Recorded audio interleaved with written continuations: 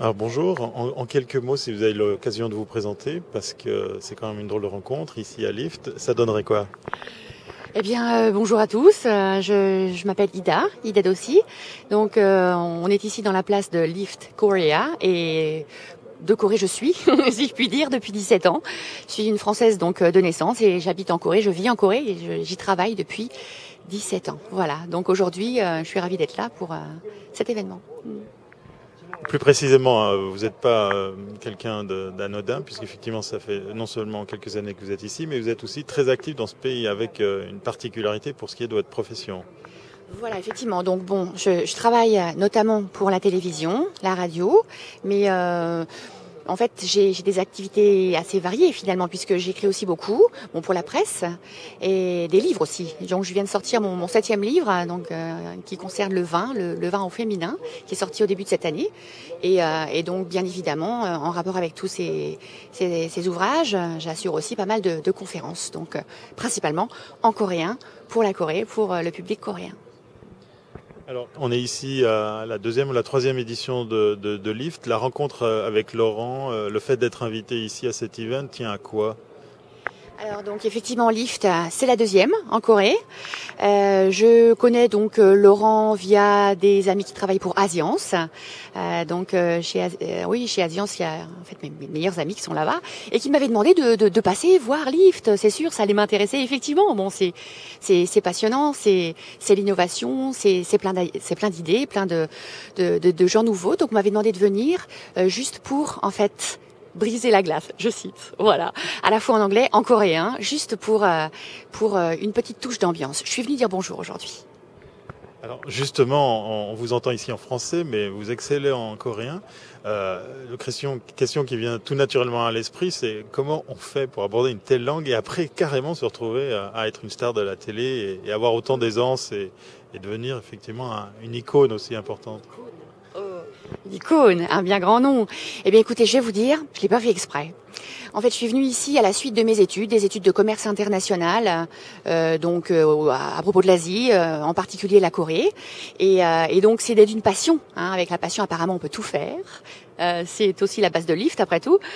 Donc oui, je suis venue ici donc à la suite de mes études. J'ai rencontré un Coréen par hasard. Je suis tombée amoureuse. Passion, amour, hop, on y était. Alors la Corée m'intéressait au premier abord, mais je parlais pas encore coréen quand je suis venue.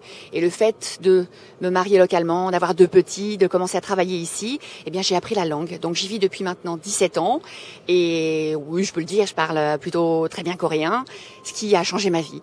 Donc la Corée, c'est vraiment un pays en Asie très particulier, palpitant, et on peut la définir comme l'Italie de l'Asie. Les gens sont très latins dans leur caractère, très chauds, très francs, et c'est certainement pour cela que j'y ai vécu 17 ans et que je ne partirai pas demain. Voilà. Alors justement, après votre intervention ici à Lift, en tant que briseuse de glace, vous allez animer d'autres conférences comme justement le sujet de l'intégration. S'il y avait un truc à donner, la chose à éviter et la chose à faire, s'il fallait résumer ça à deux petits trucs, pour ceux et celles qui viendraient ici s'installer en Corée, quelles seraient ces 2 astuces? Alors, première astuce, bon, bien évidemment, si je vous dis la langue, vous allez me dire, oh, le coréen, c'est trop difficile. Bon, c'est sûr, ça l'est. Mais au moins, faire un tant soit peu d'efforts pour, justement, briser la glace grâce à quelques mots en coréen.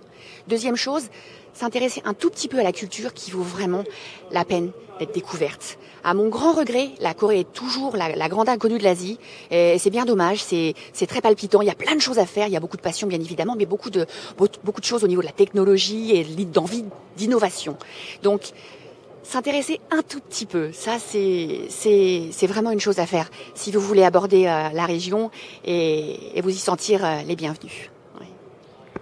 Dernière question, un petit peu de technologie. Quel usage vous faites justement des technologies? On voit effectivement en Asie une espèce d'avance pour certains domaines. Là, je pense à la téléphonie mobile ou d'autres choses. Quel usage, par exemple, vous faites de l'Internet, par exemple, dans la vie de tous les jours? D'accord. Alors c'est très intéressant parce que à l'origine, je suis complètement réfractaire à toute technologie, assez nulle en informatique. Très nul. Et j'ai eu un beeper puis un portable parmi les derniers certainement en Corée. Et pourtant, Je ne puis plus m'en passer, sincèrement. Ici, sans Internet, on est coupé du monde, on n'existe pas. En Corée, je crois, on a plus de 40 heures de connexion Internet hebdomadaire par personne. C'est l'un des scores au monde.